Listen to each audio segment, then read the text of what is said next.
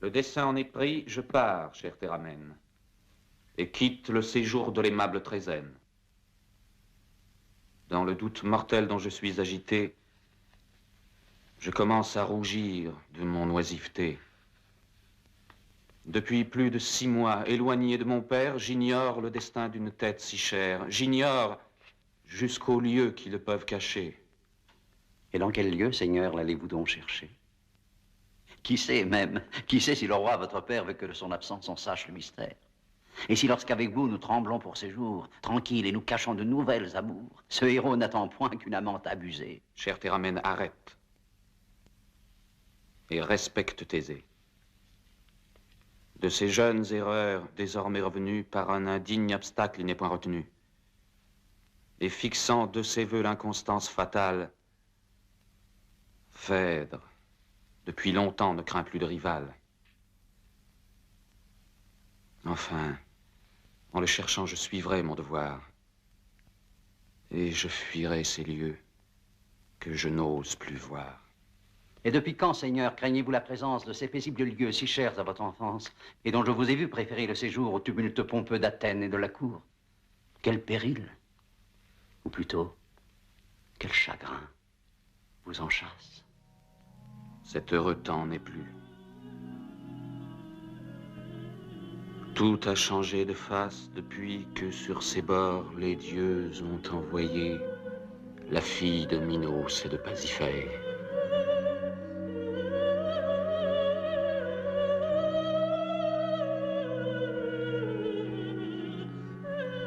N'allons point plus avant. Demeurons, cher Énone. Je ne me souviens plus. Ma force m'abandonne. Mes yeux sont éblouis du jour que je revois. Et mes genoux tremblants se dérobent sous moi. Hélas, Dieu Tout-Puissant, que nos pleurs vous apaisent. que ces vains ornements, que ces voiles me pèsent. Quelle importune main, en formant tous ces nœuds, a pris soin sur mon front d'assembler mes cheveux. Tout m'afflige et me nuit, et conspire à me nuire. Comment on voit tous ces vœux l'un l'autre se détruire. Vous-même, condamnant vos injustes desseins, tantôt à vous parer, vous excitiez nos mains. Vous-même, rappelant votre force première, vous vouliez vous montrer et revoir la lumière. Vous la voyez, madame, et prête à vous cacher, vous haïssez le jour que vous veniez chercher. Noble et brillante auteur d'une triste famille, toi dont ma mère osait se vanter d'être fille, qui peut-être rougit du trouble où tu me vois. Soleil, je te viens voir pour la dernière fois. Quoi, vous ne perdrez point cette cruelle envie. Vous verrai toujours, renonçant à la vie, faire de votre mort les funestes après. Dieu, que ne suis-je assise à l'ombre des forêts? Quand pourrais-je, au travers d'une noble poussière, suivre de l'œil un char fuyant dans la carrière? Phèdre, atteinte d'un mal qu'elle s'obstine à taire, lasse enfin d'elle-même et du jour qui l'éclaire, peut-elle, contre vous, former quelque dessein? Sa vaine inimitié n'est pas ce que je crains. Hippolyte, en partant, fuit une autre ennemie. Je fuis, je l'avouerai, cette jeune Aricie, reste d'un sang fatal conjuré contre nous. Quoi, vous-même, Seigneur, la persécutez-vous? Jamais l'aimable sœur des cruelles Pallantides trempa-t-elle au complot de ses frères perfides? Et devez-vous haïr ces innocents appâts? Si je la haïssais, je ne la fuirais pas. Seigneur, m'est-il permis d'expliquer votre fuite? Pourriez-vous n'être plus ce superbe Hippolyte, implacable ennemi des amoureuses lois et d'un joug que Thésée a subi tant de froid? Vénus, par votre orgueil si longtemps méprisé, voudrait-elle à la fin justifier Thésée? Et vous mettant au rang du reste des mortels, vous a-t-elle forcé d'encenser ses autels? Aimeriez-vous, Seigneur? Ami, qu'oses-tu dire? Toi qui connais mon cœur depuis que je respire, les sentiments d'un cœur si fier, si dédaigneux, peux-tu me demander le désaveu honteux? Quand même ma fierté pourrait s'être adoucie. Aurais-je pour vainqueur dû choisir Aricie? Ne souviendrait-il plus à mes sens égarés de l'obstacle éternel qui nous a séparés? Mon père la réprouve, et par des lois sévères, il défend de donner des neveux à ses frères. Dois-je épouser ses droits contre un père irrité? Donnerai-je l'exemple à la témérité? Et dans un fol amour, ma jeunesse embarquée? Quoi, de quelque remords êtes-vous déchiré? Quel crime a pu produire un trouble si pressant? Vos mains n'ont point trempé dans le sang innocent. Grâce au ciel, mes mains ne sont point criminelles. Plutôt Dieu que mon cœur fut innocent comme elle. Et quel affreux projet avez-vous enfanté dont votre cœur encore doit être épouvanté? Je t'en ai dit assez, épargne-moi le reste. Je meurs pour ne point faire un aveu si funeste. Mourez donc. Et gardez un silence inhumain. Et pour fermer vos yeux, cherchez une autre main. Quoiqu'il vous reste à peine une faible lumière, mon âme chez les morts descendra la première. 1000 chemins ouverts y conduisent toujours. Et ma juste douleur choisira les plus courts. Cruel, quand ma foi vous a-t-elle déçu? Songez-vous qu'en naissant, mes bras vous ont reçu. Mon pays, mes enfants, pour vous j'ai tout quitté. Réserviez-vous ce prix à ma fidélité. Quel fruit espères-tu de tant de violence? Tu frémiras d'horreur si je romps le silence. Et que me direz-vous qui ne cède, grand Dieu, à l'horreur de vous voir expirer à mes yeux? Quand tu sauras mon crime et le sort qui m'accable, je n'en mourrai pas moins. J'en mourrai plus coupable. Madame, au nom des pleurs que pour vous j'ai versés, par vos faibles genoux que je tiens embrassés, délivrez mon esprit de ce funeste doute. Tu le veux? Lève-toi. Parlez, je vous écoute. Ciel, que lui vais-je dire? Et par où commencer? Par de vaines frayeurs, cessez de m'offenser. Ô haine de Vénus, ô fatale colère, dans quels égarements l'amour jeta ma mère. Oublions-les, madame, et qu'à tout l'avenir un silence éternel cache ce souvenir. Ariane, ma sœur, de quel amour blessé vous mourûtes aux bords où vous fûtes laissés. Que faites-vous, madame, et quel mortel ennui contre tout votre sang vous anime aujourd'hui? Puisque Vénus le veut, de ce sang déplorable je péris la dernière et la plus misérable. Aimez-vous? De l'amour, j'ai toutes les fureurs. Pour qui? Tu vas jouir le comble des horreurs.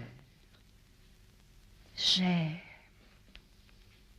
À ce nom fatal, je tremble, je frissonne. J'aime. Qui?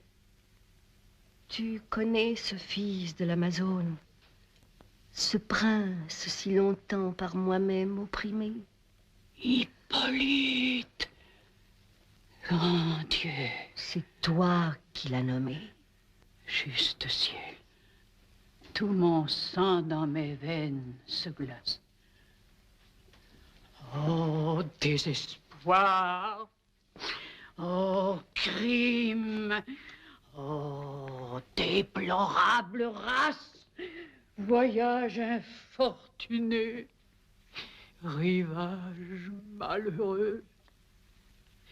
Fallait-il approcher de tes bords dangereux? Mon mal vient de plus loin. À peine au fils d'Égée, sous les lois de l'hymen, je m'étais engagé. Mon repos, mon bonheur semblait être affermi. Athènes me montra mon superbe ennemi. Je le vis, je rougis, je pâlis à sa vue. Un trouble s'éleva dans mon âme perdue. Mes yeux ne voyaient plus. Je ne pouvais parler. Je sentis tout mon corps étransir et brûler. Je reconnus Vénus et ses feux redoutables d'un sang qu'elle poursuit, tourments inévitables. Par des vœux assidus, je crus les détourner. Je lui bâtis un temple et pris soin de l'orner. De victimes moi-même à toute heure entourées, je cherchais dans leurs flancs ma raison égarée. D'un incurable amour, remèdes impuissants. En vain sur les autels ma main brûlait l'encens, quand ma bouche implorait le nom de la déesse. J'adorais Hippolyte, et le voyant sans cesse, même au pied des autels que je faisais fumer, j'offrais tout à ce Dieu que je n'osais nommer. Je l'évitais partout. Oh, comble de misère, mes yeux le retrouvaient dans les traits de son père. Contre moi-même, enfin, j'osais me révolter. J'excitais mon courage à le persécuter. Pour bannir l'ennemi dont j'étais idolâtre, j'affectais les chagrins d'une injuste marâtre. Je pressais son exil, et mes cris éternels l'arrachèrent du sein et des bras paternels. Je respirais, Énoch. Et depuis son absence, mes jours moins agités coulaient dans l'innocence. Soumise à mon époux et cachant mes ennuis, de son fatal hymen, je cultivais les fruits. Vaine précaution, cruelle destinée. Par mon époux lui-même à Trézène amené, j'ai revu l'ennemi que j'avais éloigné. Ma blessure trop vive aussitôt a saigné. Ce n'est plus une ardeur dans mes veines cachées, c'est Vénus tout entière à sa proie attachée. Mais que sert d'affecter un superbe discours? Avouez-le, tout change. Et depuis quelques jours, les forêts de nos cris, moins souvent, retentissent. Chargés d'un feu secret, vos yeux s'appesantissent. Il n'en faut point douter. Vous aimez, vous brûlez, vous périssez d'un mal que vous dissimulez. La charmante Aricie a-t-elle su vous plaire? Théramène, je pars et vais chercher mon père.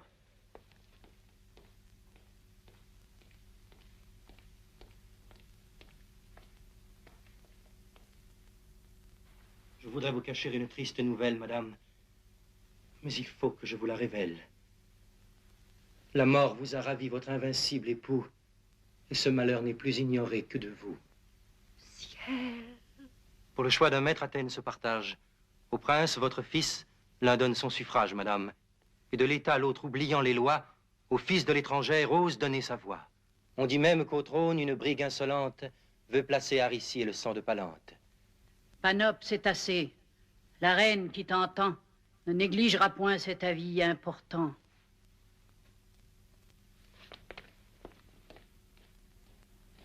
Madame, je cessais de vous presser de vivre. Déjà même au tombeau, je songeais à vous suivre. Pour vous en détourner, je n'avais plus de voix. Mais ce nouveau malheur vous prescrit d'autres lois. Votre fortune change et prend une autre face.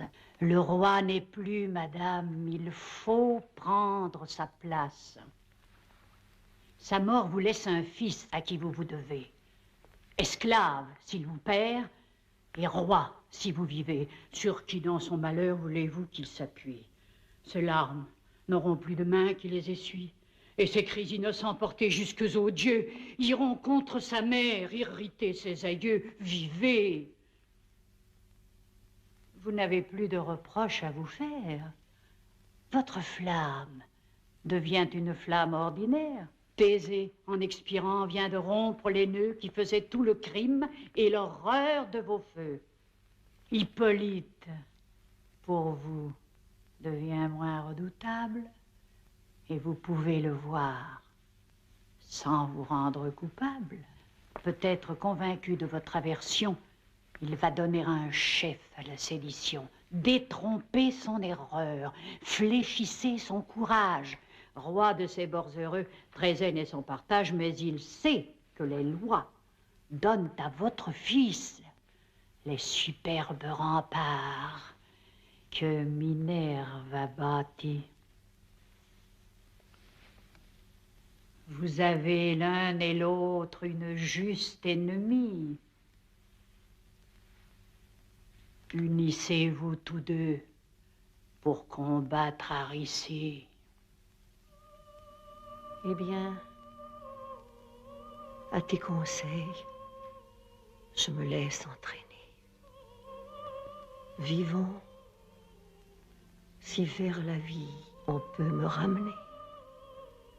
Et si l'amour d'un fils, en ce moment funeste, de mes faibles esprits, peut ranimer le reste.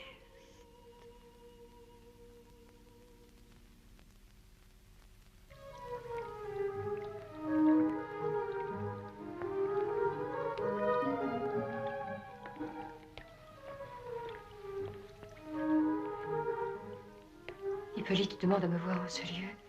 Hippolyte me cherche et veut me dire adieu. Ismène, dis-tu vrai, n'as-tu point abusé? C'est le premier effet de la mort de Thésée. Préparez-vous, madame, à voir de tous côtés voler vers vous les cœurs par Thésée écartés. Aricie, à la fin de son sort, est maîtresse, et bientôt, à ses pieds, verra toute la Grèce. Ce n'est donc point Ismène un bruit mal affermi. Je cesse d'être esclave et n'ai plus d'ennemis. Et tu crois que pour moi, plus humain que son père, Hippolyte rendra ma chaîne plus légère? Qu'il plaindra mes malheurs? Madame, je le crois. L'insensible Hippolyte est-il connu de toi? Seigneur, d'un chaste amour, pourquoi vous effrayer? S'il a quelque douceur, n'osez-vous l'essayer? En croirez-vous toujours un farouche scrupule?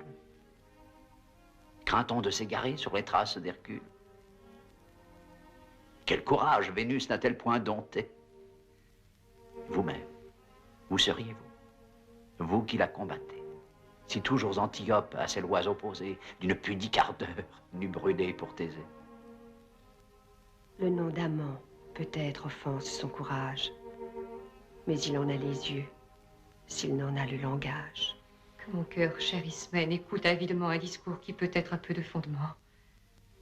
Oh, toi qui me connais, te semblait-il croyable que le triste jouet d'un sort impitoyable, un cœur toujours nourri d'amertume et de pleurs, dût connaître l'amour et ses folles douleurs?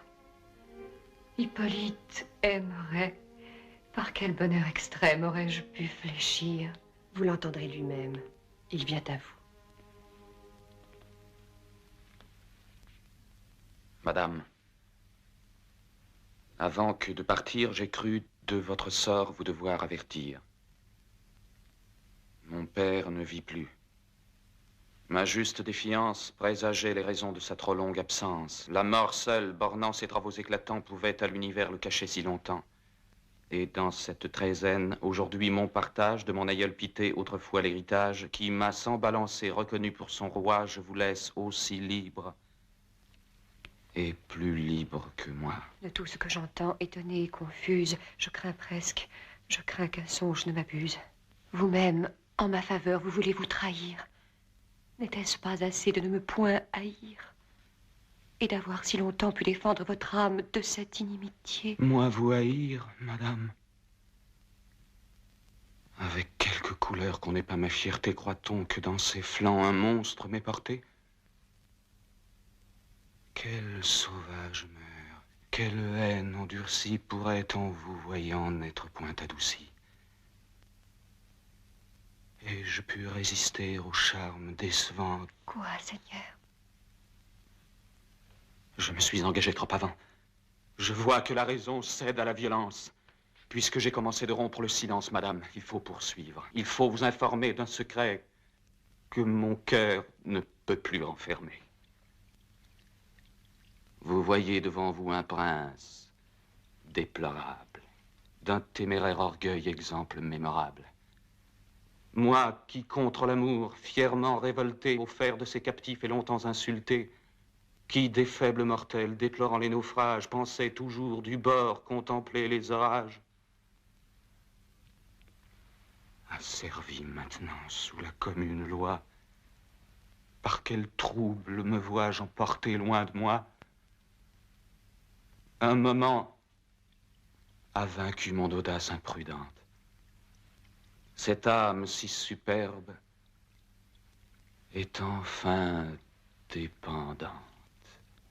Depuis près de 6 mois, honteux, désespéré, portant partout le trait dont je suis déchiré, contre vous, contre moi, vainement je m'éprouve. Présente, je vous fuis, absente, je vous trouve. Dans le fond des forêts, votre image me suit. La lumière du jour, les ombres de la nuit, tout retrace à mes yeux les charmes que j'évite. Tout vous livre à l'envie, le rebelle Hippolyte. Moi-même, pour tout fruit de mes soins superflus, maintenant je me cherche et ne me trouve plus. Mon arc, mes javelots, mon char, tout m'importune. Je ne me souviens plus des leçons de Neptune. Mes seuls gémissements font retentir les bois. Et mes coursiers oisifs font oublier ma voix.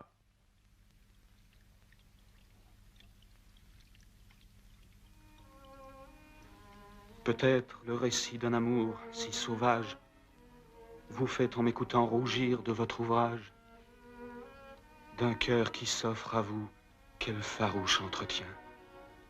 Quel étrange captif pour un si beau lien. Mais l'offrande à vos yeux en doit être plus chère. Songez que je vous parle une langue étrangère. Et ne rejetez pas des vœux mal exprimés qu'Hippolyte, sans vous, n'aurait jamais formés. Seigneur, la reine vient et je l'ai devancée. Elle vous cherche. Moi? J'ignore sa pensée, mais on vous est venu demander de sa part. Phèdre veut vous parler avant votre départ. Phèdre? Que lui dirais-je? Que peut-elle attendre? Seigneur, vous ne pouvez refuser de l'entendre. Quoique trop convaincu de son inimitié, vous devez à ses pleurs quelque ombre de pitié. Cependant vous sortez et je pars, et j'ignore si je n'offense point les charmes que j'adore. J'ignore si ce cœur que je laisse en vos mains... Partez, prince, et suivez vos généreux desseins. Rendez de mon pouvoir Athènes tributaire. J'accepte tous les dons que vous me voulez faire. Mais cet empire, enfin, si grand, si glorieux, n'est pas de vos présents le plus cher à mes yeux.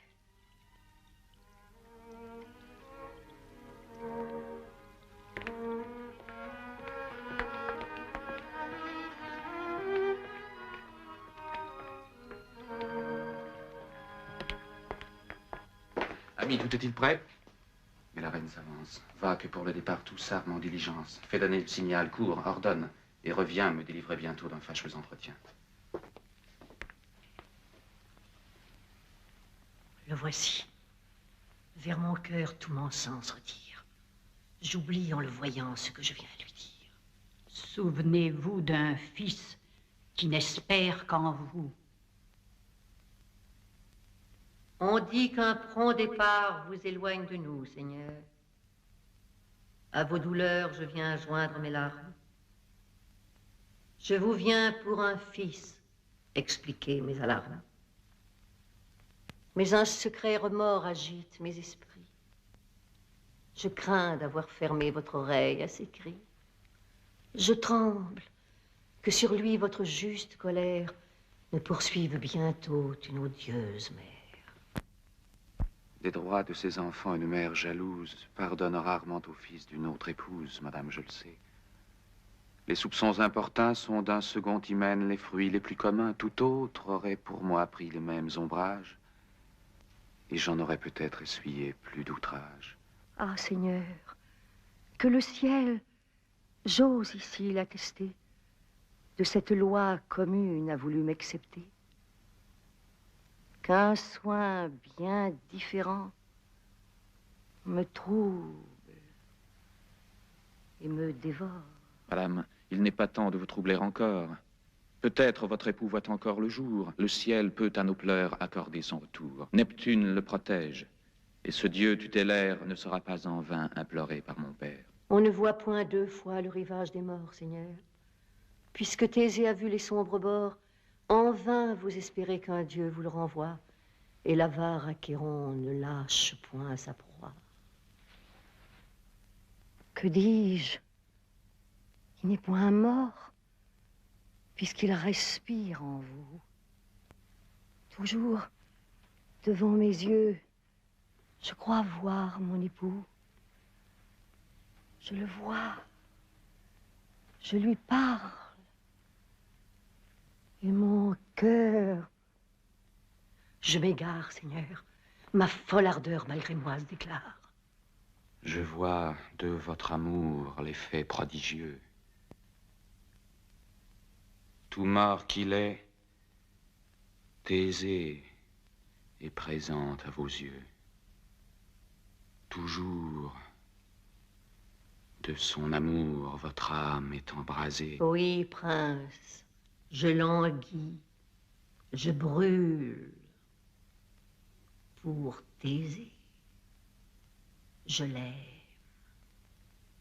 Non point tel que l'ont vu les enfers, volage adorateur de 1000 objets divers, qui va du dieu des morts déshonorer la couche, mais fidèle, mais fier, et même un peu farouche, charmant, jeune, traînant tous les cœurs après soi, tel qu'on dépeint nos dieux, ou tel que je vous vois. Il avait votre port, vos yeux, votre langage, cette noble pudeur colorait son visage lorsque de notre crête il traversa les flots, digne sujet des vœux des filles de Minos. Que faisiez-vous alors? Pourquoi, sans Hippolyte, des héros de la Grèce assembla-t-il l'élite? Pourquoi, trop jeune encore, ne pûtes-vous alors entrer dans le vaisseau qui le mit sur nos bords? Par vous aurait péri le monstre de la Crète, malgré tous les détours de sa vaste retraite. Pour en développer l'embarras incertain, ma sœur, du fil fatal eût armé votre main. Mais non, dans ce dessein je l'aurais devancé. L'amour m'en eût d'abord inspiré la pensée. C'est moi, prince, c'est moi, dont l'utile secours vous eût du labyrinthe enseigné les détours. Que de soin me coûtait cette tête charmante. Un fil n'eût point assez rassuré votre amante. Compagne du péril qu'il vous fallait chercher, moi-même, devant vous, j'aurais voulu marcher. Et Phèdre, au labyrinthe avec vous descendu, ce serait avec vous retrouvé ou perdu.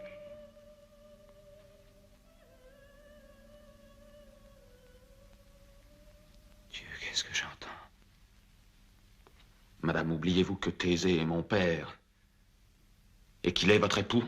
Et sur quoi jugez-vous que j'en perds la mémoire, prince? Aurais-je perdu tout le soin de ma gloire? Madame, pardonnez.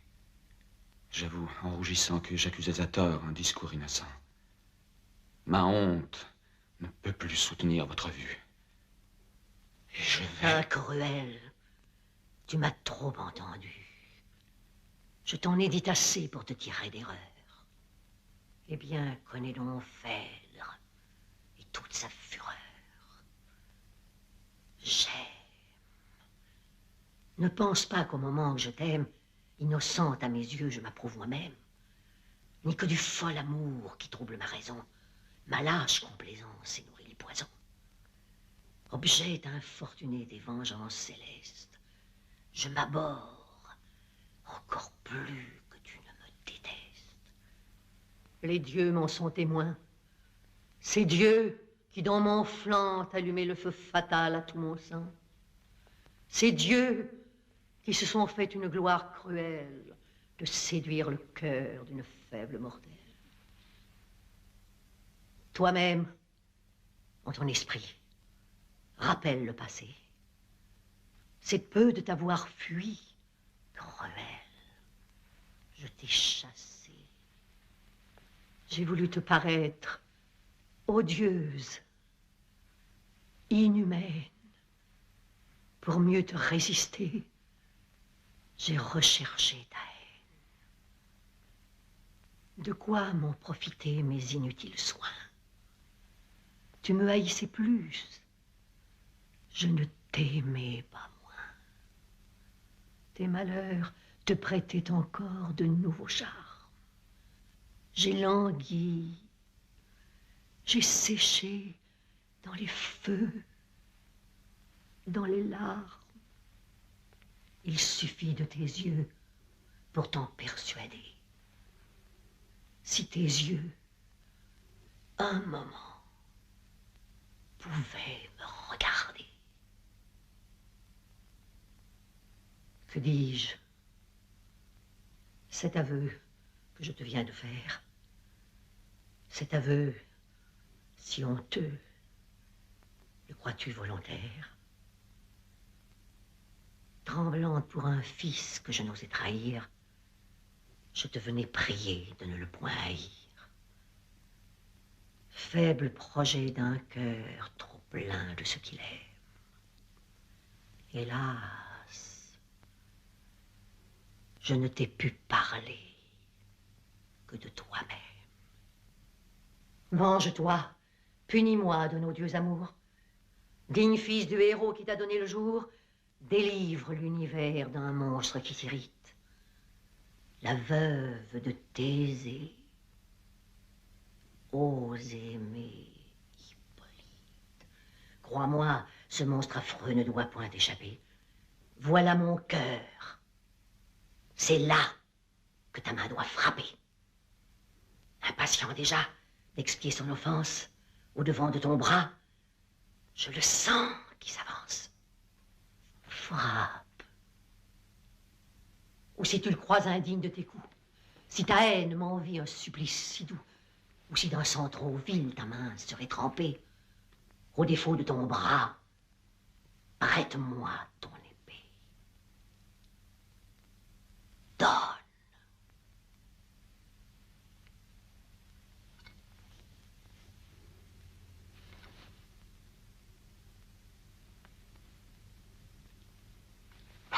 Venez, fuyez une honte certaine. Est-ce Phèdre qui fuit, ou plutôt qu'on entraîne? Pourquoi, Seigneur? Pourquoi ces marques de douleur? Je vous vois sans épée, interdit, sans couleur. Amen, fuyons.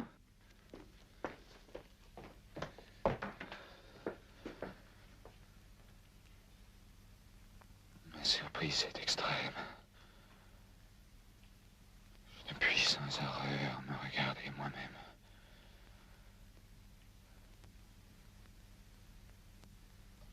Phèdre. Non. Grand Dieu. Qu'en un profond oubli, cet horrible secret demeure enseveli. Oh, toi qui voit la honte où je suis descendu.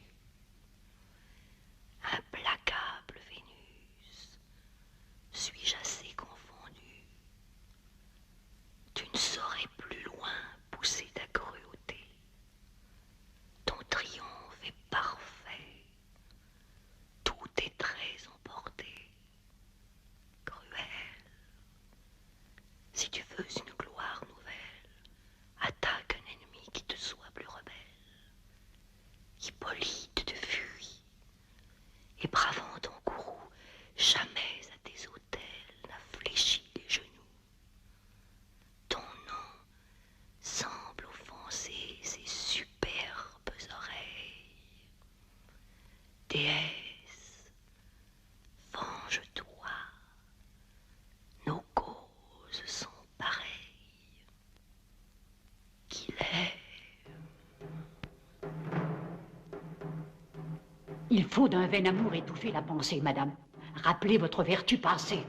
Le roi qu'on a cru mort va paraître à vos yeux. Thésée est arrivé. Thésée est en ces lieux. Le peuple, pour le voir, court et se précipite. Je sortais par votre ordre et cherchais Hippolyte, lorsque jusque au ciel 1000 cris élancés. Mon épouse est vivant, Hénon. C'est assez. On vient. Je vois Thésée. Ah, je vois Hippolyte. Dans ses yeux insolents, je vois ma perte écrite. Fais ce que tu voudras, je m'abandonne à toi. Dans le trouble où je suis, je ne puis rien pour moi.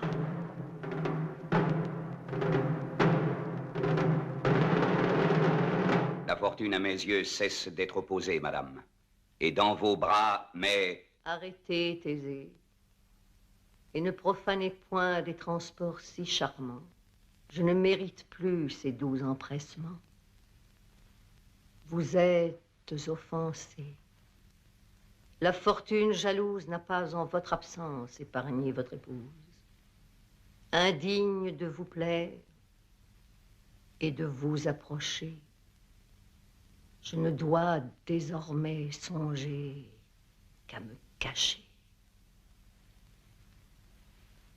Quel est l'étrange accueil qu'on fait à votre père, mon fils? Phèdre peut seul expliquer ce mystère. Mais si mes vœux ardents vous peuvent émouvoir, permettez-moi, Seigneur, de ne la plus revoir. Souffrez que pour jamais le tremblant Hippolyte disparaisse des lieux que votre épouse habite. Vous, mon fils, me quittez? Je ne la cherchais pas. C'est vous qui, sur ses bords, conduisîtes ses pas. Vous daignâtes, Seigneur, aux rives de Trézène confier en partant Aricie et la reine. Je fus même chargé du soin de les garder.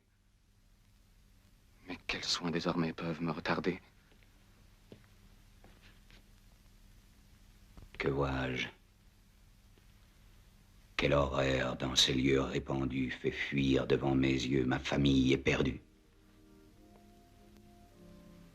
Si je reviens si craint et si peu désiré, oh ciel de ma prison, pourquoi m'as-tu tiré?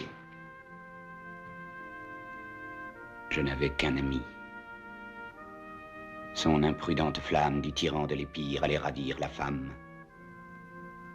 Je servais à regret ses desseins amoureux. Mais le sort irrité nous aveuglait tous deux. Le tyran m'a surpris sans défense et sans armes. J'ai vu Pirithous, triste objet de mes larmes, livré par ce barbare à des monstres cruels qu'il nourrissait du sang des malheureux mortels. Moi-même, il m'enferma dans des cavernes sombres, lieu profond et voisin de l'empire des ombres. Les dieux, après 6 mois, enfin m'ont regardé. J'ai su tromper les yeux de qui j'étais gardé. D'un perfide ennemi, j'ai purgé la nature. À ces monstres, lui-même m'a servi de pâture. Et lorsqu'avec transport, je pense m'approcher de tout ce que les dieux m'ont laissé de plus cher, que dis-je? Quand mon âme à soi-même rendue vient se rassasier d'une si chère vue, je n'ai pour tout accueil que des frémissements. Tout fuit, tout se refuse à mes embrassements. Et moi-même éprouvant la terreur que j'inspire, Je voudrais être encore dans les prisons des pires. Parlez. Phèdre se plaint que je suis outragé. Qui m'a trahi? Pourquoi ne suis-je pas vengé? La Grèce à qui mon bras fut tant de fois utile, a-t-elle aux criminels accordé quelque asile? Vous ne répondez point? Mon fils, mon propre fils est-il d'intelligence avec mes ennemis?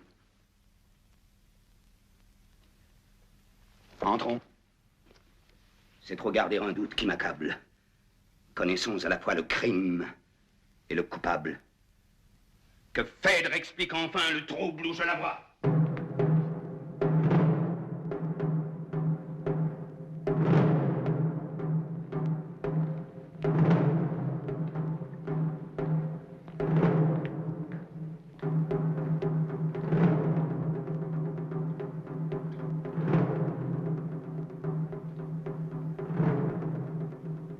Où tendait ce discours qui m'a glacé d'effroi? Phèdre, toujours en proie à sa fureur extrême, veut-elle s'accuser et se perdre elle-même? Dieu, que dira le roi? Quel funeste poison l'amour a répandu sur toute sa maison. Moi-même, plein d'un feu que sa haine réprouve, quel il m'a vu jadis, et quel il me retrouve. De noirs pressentiments viennent m'épouvanter. Mais l'innocence, enfin, n'a rien à redouter. Ah, qu'est-ce que j'entends? Un traître, un téméraire préparait cet outrage à l'honneur de son père. Avec quelle rigueur, destin, tu me poursuis. Je ne sais où je vais, je ne sais où je suis. Oh, tendresse. Oh, bonté trop mal récompensée. Projet audacieux. Détestable pensée. Pour parvenir au but de ces noirs amours, l'insolent de la force empruntait le secours. J'ai reconnu le fer, instrument de sa rage. Ce fer dont je l'armais pour un plus noble usage. Tous les liens du sang n'ont pu le retenir. Et Phèdre différait à le faire punir. Le silence de Phèdre épargnait le coupable.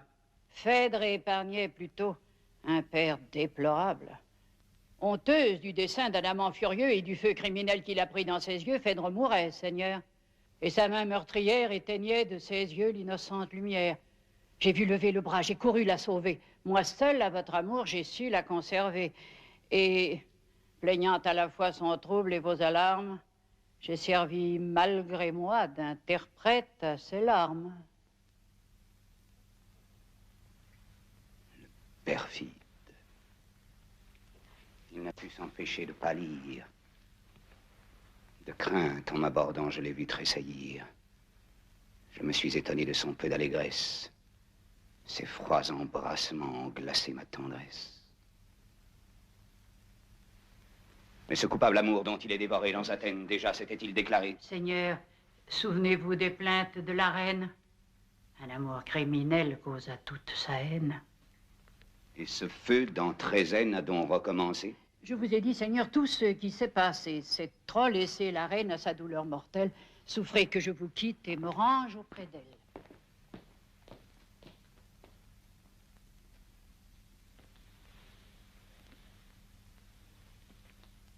Ah, le voici. Grand Dieu, à ce noble maintien, quel œil ne serait pas trompé comme le mien? Faut-il que sur le front d'un profane adultère brille de la vertu le sacré caractère? Et ne devrait-on pas, à des signes certains, reconnaître le cœur des perfides humains?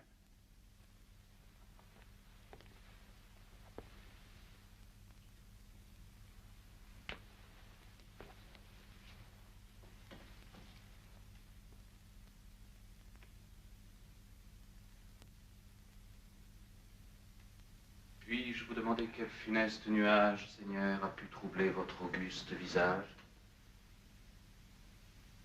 N'osez-vous confier ce secret à ma foi? Perfide. Oses-tu bien te montrer devant moi?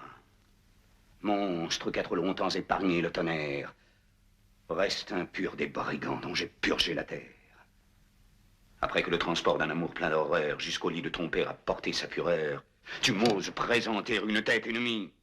Tu parais dans des lieux pleins de ton infamie. Et ne va pas chercher sous un ciel inconnu des pays où mon nom ne soit point parvenu. Fuis, traître. Ne viens point braver ici ma haine et tenter un coup que je retiens à peine.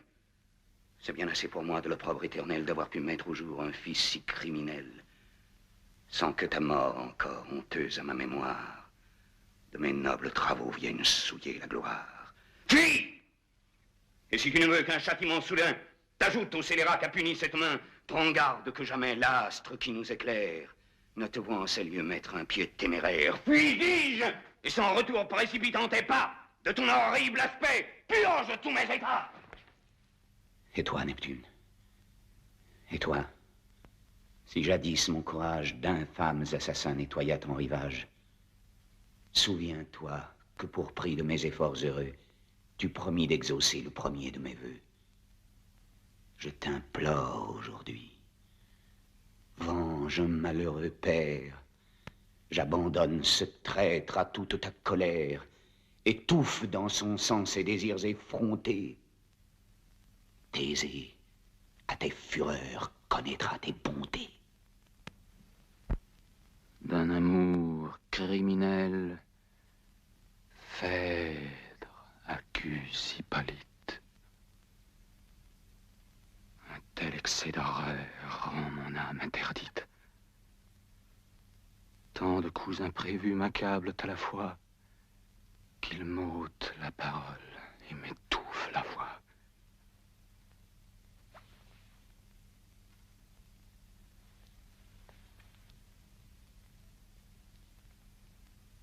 Traître!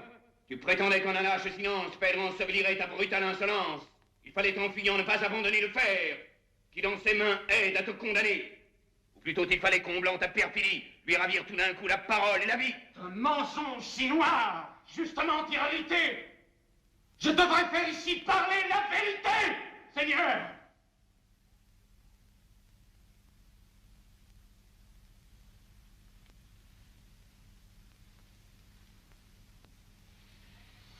Mais je supprime un secret qui vous touche.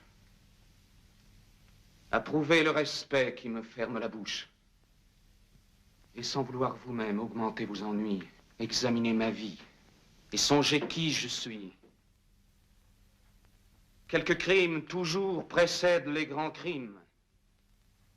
Quiconque a pu franchir les bornes légitimes peut violer enfin les droits les plus sacrés, ainsi que la vertu. Le crime a ses degrés. Et jamais on n'a vu la timide innocence passer subitement à l'extrême licence. Un jour seul ne fait point d'un mortel vertueux un perfide assassin, un lâche incestueux. Je ne veux point me peindre avec trop d'avantages.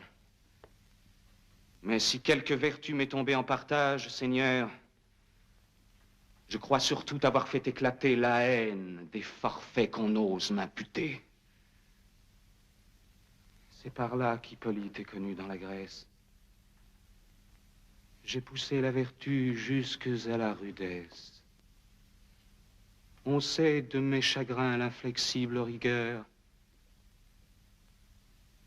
Le jour n'est pas plus pur que le fond de mon cœur.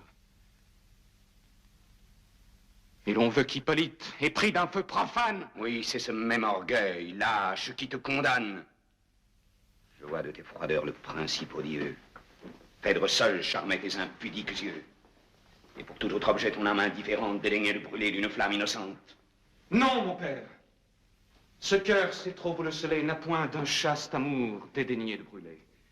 Je confesse à vos pieds ma véritable offense. J'aime, il est vrai, malgré votre défense. Aricie, à ses lois tient mes vœux asservis. La fille de Palante a vaincu votre fils. Je l'adore. Et mon âme, à vos ordres rebelles, ne peut ni soupirer ni brûler que pour elle. Tu l'aimes? Ciel. Mais non. L'artifice est grossier. Tu te fais un criminel pour te justifier. Seigneur, depuis 6 mois, je l'évite et je l'aime. Je venais en tremblant vous le dire à vous-même. Quoi? De votre erreur, rien ne vous peut tirer. Par quel affreux serment faut-il vous rassurer? Que la terre, le ciel, que toute la nature... Toujours laisser les rangs en recours au parjure. Cesse! Cesse et m'épargne un importun discours. Si ta fausse vertu n'a point d'autre secours. Elle vous paraît fausse et pleine d'artifice. Phèdre, au fond de son cœur, me remplit de justice. Ah, que ton impudence excite mon courroux. Quel temps à mon exil? Quel lieu prescrivez-vous? Fusses-tu par-delà les colonnes d'Alcide, je me croirais encore trop voisin d'un perfide. Chargé du crime affreux dont vous me soupçonnez, quels amis me plaindront quand vous m'abandonnez? Va chercher des amis dont l'estime funeste honore l'adultère, applaudissent à l'inceste. Des traîtres, des ingrats, sans honneur et sans loi, dignes de protéger un méchant tel que toi. Vous me parlez toujours d'inceste et d'adultère. Je me tais. Cependant, Phèdre sort d'une mère. Phèdre est d'un sang, Seigneur, vous le savez très bien. De toutes ces horreurs plus remplies que les miens. Quoi, ta rage à mes yeux perd toute retenue? Pour la dernière fois, ôte-toi de ma vue. Sors, traître! N'attends pas qu'un père furieux te fasse avec opprobre arracher de ses lieux. Il sort. Quelle nouvelle a frappé mon oreille? Quel feu mal étouffé dans mon cœur se réveille? Quel coup de foudre! Ô ciel! Et quelle funeste vie! Je volai tout entière au secours de son fils. Et m'arrachant des bras des nonnes épouvantées, je cédais aux remords dont j'étais tourmentée. Qui sait même où m'allait porter ce repentir? Peut-être à m'accuser j'aurais pu consentir. Peut-être, si la voix ne m'eût été coupée, l'affreuse vérité me serait échappée. Hippolyte est sensible et ne sent rien pour moi. Aricide a son cœur. Aricide a sa foi. Quoi, vous pouvez vous taire en ce péril extrême? Vous laissez dans l'erreur un père qui vous aime. Cruel. Si de mes pleurs méprisant le pouvoir, vous consentez sans peine à ne me plus revoir, partez. Séparez-vous de la triste Aricie. Mais du moins, en partant, assurez votre vie. Défendez votre honneur d'un reproche honteux et forcez votre père à révoquer ses vœux. Il en est temps encore. Pourquoi, par quel caprice, laissez-vous le champ libre à votre accusatrice? Éclaircissez Thésée. Ne connais-je point dit? Et j'ai dû mettre au jour l'opprobre de son lit. Oh Dieu! Lorsqu'à mes vœux l'ingrate inexorable s'armait d'un œil si fier, d'un front si redoutable, je pensais qu'à l'amour, son cœur toujours fermé fut contre tout mon sexe également armé. Une autre, cependant, a fléchi son audace. Devant ses yeux cruels, une autre a trouvé grâce. Vous seul avez percé ce mystère odieux. Mon cœur pour s'épancher n'a que vous et Dieu. Je n'ai pu vous cacher Jugez si je vous aime tout ce que je voulais me cacher à moi-même. Mais songez sous quel sceau je vous l'ai révélé. Oubliez s'il se peut que je vous ai parlé, madame, et que jamais une bouche si pure ne s'ouvre pour conter cette horrible aventure. C'est l'unique respect que j'exige de vous. Je permets tout le reste à mon libre courroux. Sortez de l'esclavage où vous êtes réduite. Osez me suivre. Osez accompagner ma fuite. Arrachez-vous d'un lieu funeste et profané où la vertu respire un air empoisonné. Cher Hénon, sais-tu ce que je viens d'apprendre? Non. Mais je viens tremblante à ne vous point mentir. J'ai pâli du dessein qui vous a fait sortir. J'ai craint une fureur à vous-même fatale. Hénon, qui l'eût cru? J'avais une rivale. L'occasion est belle, il la faut embrasser. Quelle peur vous retient? Vous semblez balancer? Votre seul intérêt m'inspire cette audace. Quand je suis tout de feu, d'où vous vient cette glace?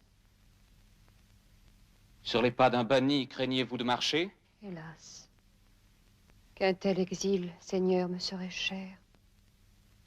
Dans quel ravissement, à votre sort lié du reste des mortels, je vivrais oublié.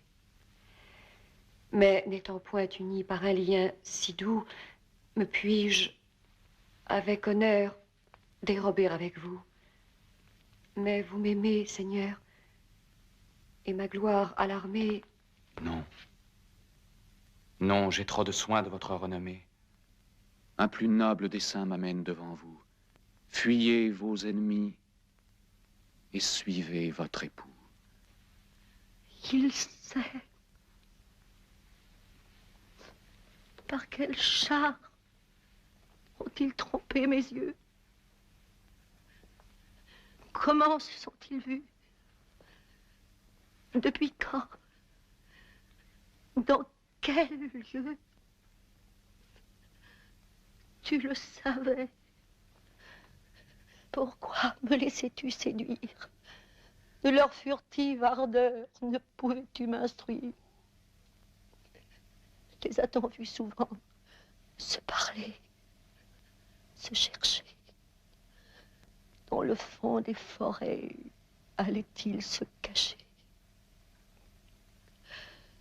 Hélas, ils se voyaient avec pleine licence. Le ciel, de leurs soupirs, approuvait l'innocence. Ils suivaient sans remords leur penchant amoureux. Tous les jours se levaient, clairs et sereins pour eux. Et moi, triste rebut de la nature entière, je me cachais au jour, je fuyais la lumière. La mort est le seul Dieu que j'osais implorer. J'attendais le moment où j'allais expirer, me nourrissant de fiel, de larmes abreuvées. Encore dans mon malheur de trop préobserver, je n'osais dans mes pleurs me noyer à loisir. Je goûtais en tremblant ce funeste plaisir, et sous un front serein déguisant mes alarmes. Il fallait bien souvent me priver de mes larmes. Quel fruit recevront-ils de leurs vaines amours? Ils ne se verront plus. Ils s'aimeront toujours. Aux portes de Trézène, et parmi ces tombeaux, des princes de ma race, antique sépulture, est un temple sacré, formidable au parjure. Là, si vous m'en croyez, d'un amour éternel, nous irons confirmer le serment solennel. Nous prendrons à témoin le Dieu qu'on y révère. Nous le prierons tous deux de nous servir de père.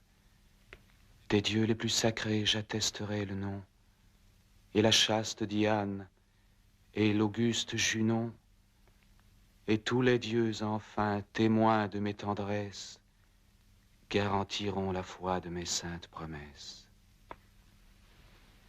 Au moment que je parle, ma mortelle pensée Ils bravent la fureur d'une amante insensée.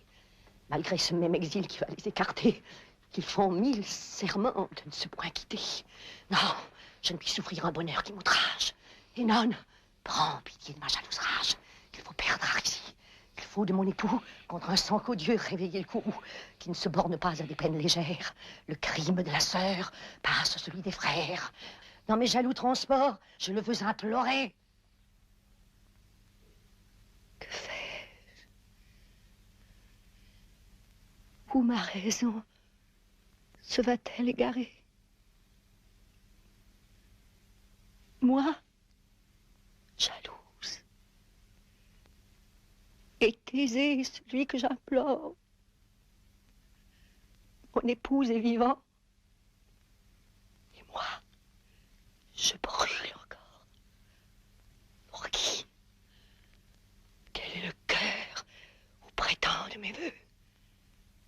Chaque mot sur mon front fait dresser mes cheveux. Mes crimes désormais ont comblé la mesure. Je respire à la fois l'inceste et l'imposture.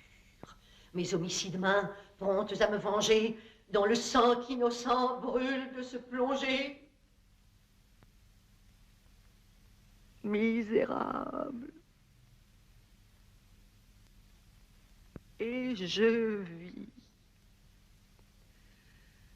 Et je soutiens la vue de ce sacré soleil dont je suis descendue. J'ai pour aïeul le Père et le Maître des dieux, le ciel. Tout l'univers est plein de mes aïeux. Où me cacher?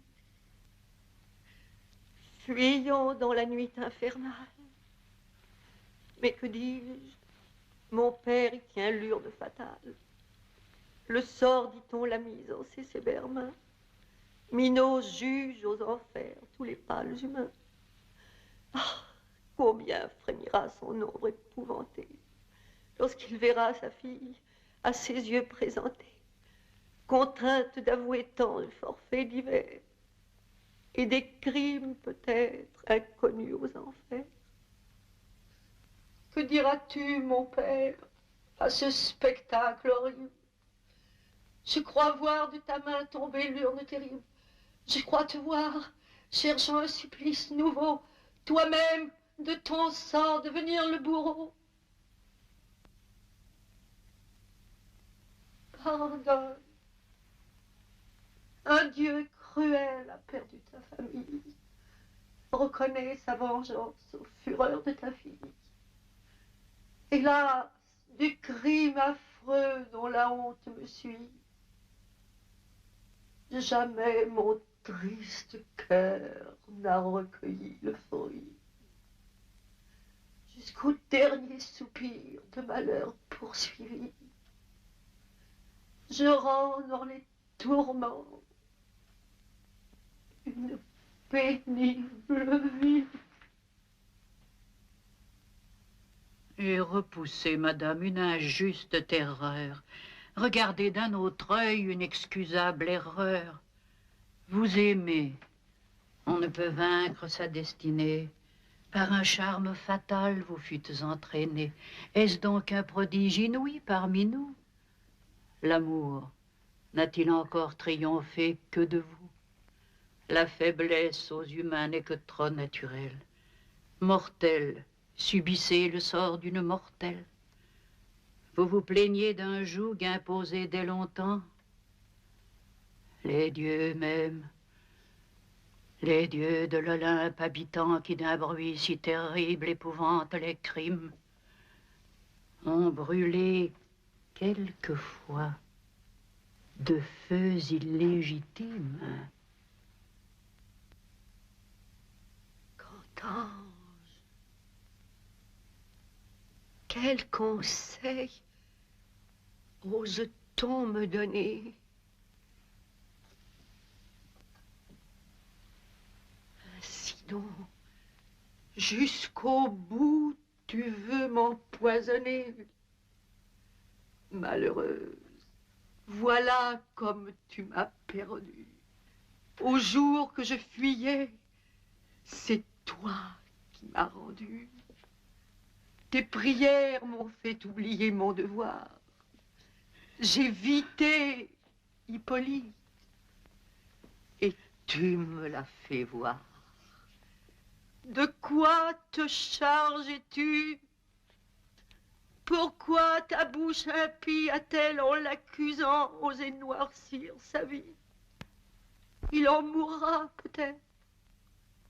Et d'un père insensé, le sacrilège veut peut-être exaucer. Je ne t'écoute plus. Va-t'en, monstre exécrable. Va, laisse-moi le soin de mon sort déplorable. Puisse le juste ciel dignement te payer. Et puisse ton supplice à jamais effrayer tous ceux qui, comme toi, par de lâches adresses, des princes malheureux nourrissent les faiblesses, les poussent au penchant où leur cœur est enclin, et leur ose du crime à planir le chemin. Détestable flatteur, présent le plus funeste que puisse faire au roi la colère céleste.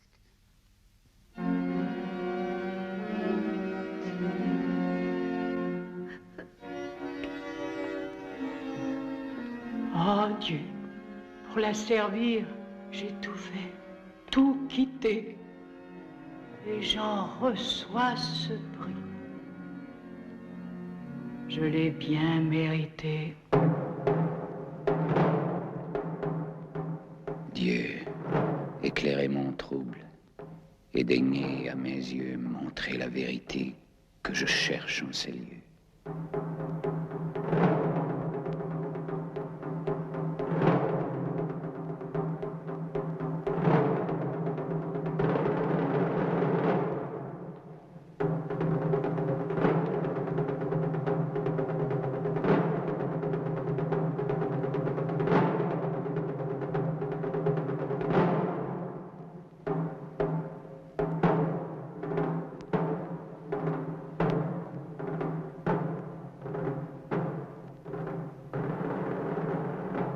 Songe à tout, chère Ismène, et sois prête à la fuite.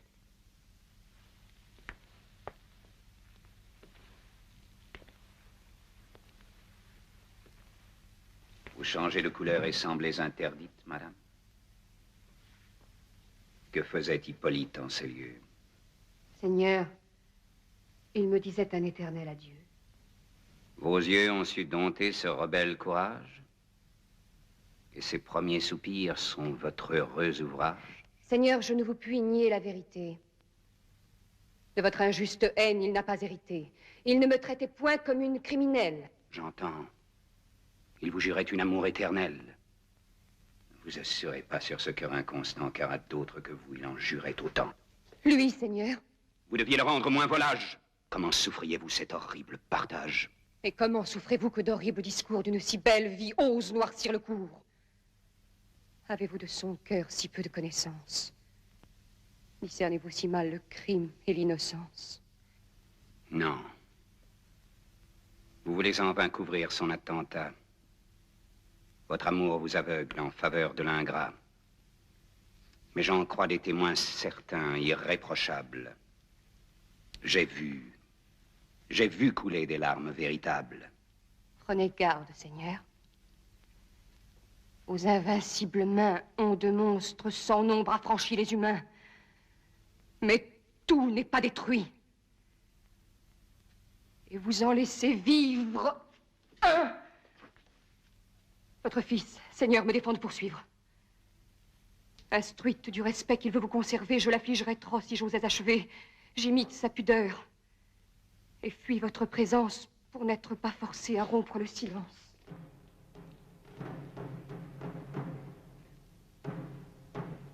Quelle est donc sa pensée? Et que cache un discours commencé tant de fois, interrompu toujours? Veulent-ils m'éblouir par une feinte vaine? Sont-ils d'accord tous deux pour me mettre à la gêne? Mais moi-même, malgré ma sévère rigueur. Quelle plaintive voix crie au fond de mon cœur. Une pitié secrète et m'afflige et m'étonne. Une seconde fois, interrogeons Zénon. Je veux de tout ce crime être mieux éclairci. Garde!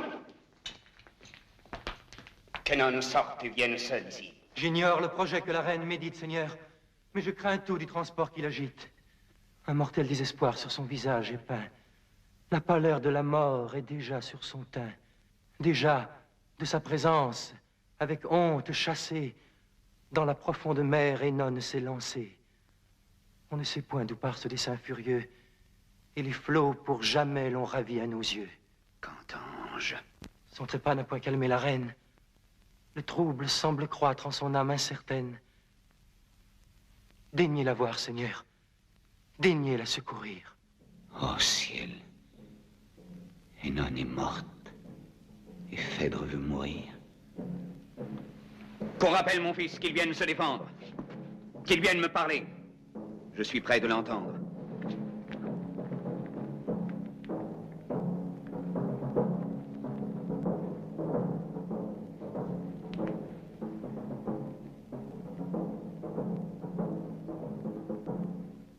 Ne précipite point tes funestes bienfaits, Neptune. J'aime mieux n'être exaucé jamais. J'ai peut-être trop cru des témoins peu fidèles. Et j'ai trop tôt vers toi levé mes mains cruelles. Ah, de quel désespoir mes vœux seraient suivis.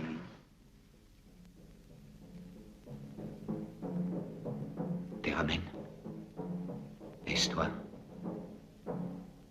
Qu'as-tu fait de mon fils? Je te l'ai confié dès l'âge le plus tendre. Mais d'où naissent les pleurs que je te vois répandre? Que fait mon fils? Ô soins tardifs et superflus, inutile tendresse, Hippolyte n'est plus. Dieu, J'ai vu des mortels périr le plus aimable. Et j'ose dire encore, Seigneur, le moins coupable. mon fils n'est plus.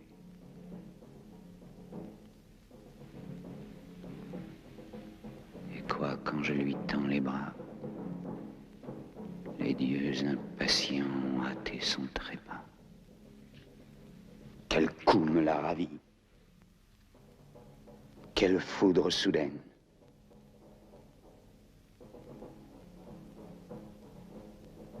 À peine nous sortions des portes de Trézène, il était sur son char. Ses gardes affligés imitaient son silence autour de lui rangé. Il suivait tout pensif le chemin de Mycène. Sa main, sur ses chevaux, laissait flotter les rênes. Ce superbe coursier qu'on voyait autrefois, plein d'une ardeur si noble, obéir à sa voix, l'œil morne maintenant et la tête baissée, semblait se conformer à sa triste pensée. Un effroyable cri, sorti du fond des flots, désert en ce moment à troubler le repos. Et du sein de la terre, une voix formidable répond en gémissant à ce cri redoutable. Jusqu'au fond de nos cœurs, notre sang s'est glacé. Les coursiers attentifs, le crin s'est hérissé. Cependant, sur le dos de la plaine liquide, s'élève à gros bouillons une montagne humide. L'onde approche, se brise, et vomit à nos yeux parmi les flots d'écume un monstre furieux. Ces longs mugissements font trembler le rivage. Le ciel, avec horreur, voit ce monstre sauvage. La terre s'en émeut, l'air en est infecté. Le flot qui la porta recule, épouvanté. Tout fuit. Et sans s'armer d'un courage inutile, dans le temple voisin, chacun cherche un asile. Hippolyte, lui seul, digne fils d'un héros. Arrête ces coursiers. Saisis ces javelots. Pousse au monstre. Et d'un dard lancé d'une main sûre, il lui fait dans le flanc une large blessure. De rage et de douleur, le monstre bondissant vient au pied des chevaux tomber en mugissant, se roule, et leur présente une gueule enflammée qui les couvre de feu, de sang et de fumée. La frayeur les emporte. Et sourds à cette foi, ils ne connaissent plus ni le frein ni la voie. En efforts impuissants, leur maître se consume. Ils rougissent le mort d'une sanglante écume. On dit qu'on a vu même, en ce désordre affreux, un dieu qui d'aiguillons pressait leurs flancs poudreux. À travers les rochers, la peur les précipite. Les cieux crient et se rompent. L'intrépide Hippolyte voit voler en éclats tout son char fracassé. Dans les rênes, lui-même, il tombe embarrassé. Excusez ma douleur. Cette image cruelle sera pour moi de pleurs. Une source éternelle. J'ai vu, Seigneur, j'ai vu votre malheureux fils traîné par les chevaux que sa main a nourris. Il veut les rappeler, et sa voix les effraie. Il court. Tout son corps n'est bientôt qu'une plaie. De nos cris douloureux, la plaine retentit. Leur fougue impétueuse, enfin, se ralentit. Il s'arrête. Non loin de ces tombeaux antiques où des rois, ses aïeux, sont les froides reliques. J'y cours en soupirant. Et sa garde me suit. De son généreux sang, la trace nous conduit. Les rochers en sont teints. Les ronces dégoûtantes portent de ses cheveux les dépouilles sanglantes. J'arrive. Je l'appelle. Et me tendant la main, il ouvre un œil mourant qu'il referme soudain. Le ciel, dit-il, m'arrache une innocente vie. Prends soin après ma mort de la triste Aricie. Cher ami, si mon père un jour désabusé plaint le malheur d'un fils faussement accusé, pour apaiser mon sang et mon ombre plaintive, dis-lui qu'avec douceur, il traite sa captive, qu'il lui rende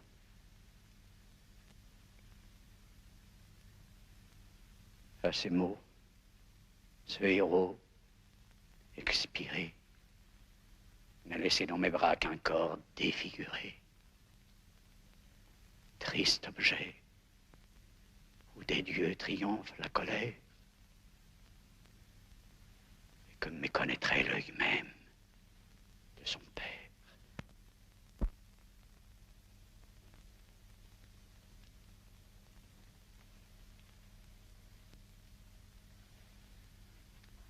Mon fils, cher espoir que je me suis ravi. Inexorable Dieu qui m'avait trop servi, à quel mortel regret ma vie est réservée. La timide Aricie est alors arrivée. Ismène est auprès d'elle. Ismène, tout en pleurs, la rappelle à la vie, ou plutôt aux douleurs. Et moi, je suis venu, détestant la lumière, vous dire d'un héros la volonté dernière. Il m'a quitté, Seigneur, du malheureux emploi, dont son cœur expirant s'est reposé sur moi.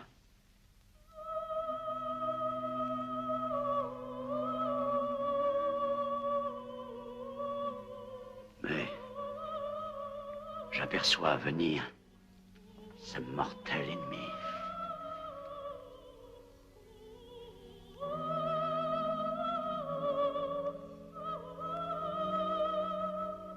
bien. Vous triomphez. Et mon fils est sans vie. Ah, que j'ai lieu de craindre. Et qu'un cruel soupçon l'excusant dans mon cœur m'alarme avec raison. Mais madame, il est mort. Prenez votre victime. Jouissez de sa perte, injuste ou légitime. Je consens que mes yeux soient toujours abusés. Je le crois criminel puisque vous l'accusez. Son trépas à mes pleurs froissés de matière sans que j'aille chercher d'odieuses lumières qui, ne pouvant le rendre à ma juste douleur, peut-être ne pourrait qu'accroître mon malheur. Laissez-moi, loin de vous et loin de ce rivage de mon fils déchiré, fuir la sanglante image. Moins connu des mortels, je me cacherais mieux.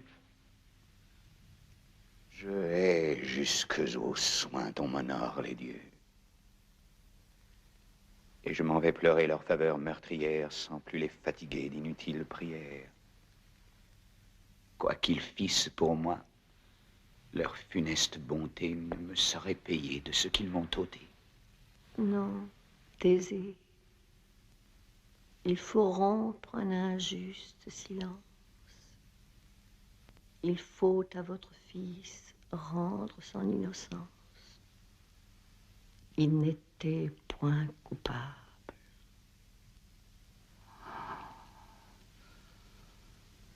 Père infortuné. Et c'est sur votre foi que je l'ai condamné. Cruel. Pensez-vous être assez excusé? Les moments me sont chers. Écoutez-moi, Thésée. C'est moi qui, sur ce fils, chaste et respectueux, osais jeter un œil profane, incestueux. Le ciel mit dans mon sein une flamme funeste. La détestable Énone a conduit tout le reste. Et la crainte qu'Hippolyte, instruit de ma fureur, ne découvrit un feu qui lui faisait horreur. La perfide, abusant de ma faiblesse extrême, s'est hâtée, à vos yeux, de l'accuser lui-même. Elle s'en est punie. Et fuyant mon courroux, a cherché dans les flots un supplice trop doux. Le fer aurait déjà tranché ma destinée. Mais je laissais gémir la vertu soupçonnée. J'ai voulu, devant vous, exposant mes remords, par un chemin plus lent, descendre chez les morts. J'ai pris, j'ai fait couler dans mes brûlantes veines un poison que Médée apporta dans Athènes. Déjà, jusqu'à mon cœur, le venin parvenu dans ce cœur expirant jette un froid inconnu. Déjà, je ne vois plus qu'à travers un nuage et le ciel et les poux que ma présence outrage. Et la mort, à mes yeux dérobant la clarté, rend toujours qu'il souillait toute sa pure